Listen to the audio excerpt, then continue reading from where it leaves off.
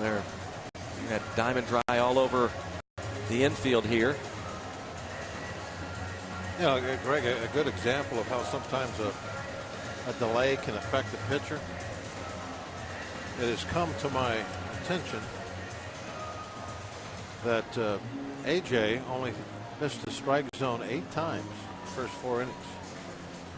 Before the delay. Yeah, he threw 8 balls. And then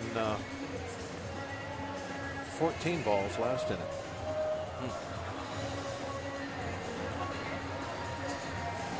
8 through the first 4 and then 14 in 1 inning. We'll see now that he's been out there for a while if it continues, or is it the delay? Go is back it to the conditions? It could be either one. It could be conditions. It could be, your arm just kind of is a little stiffened up some.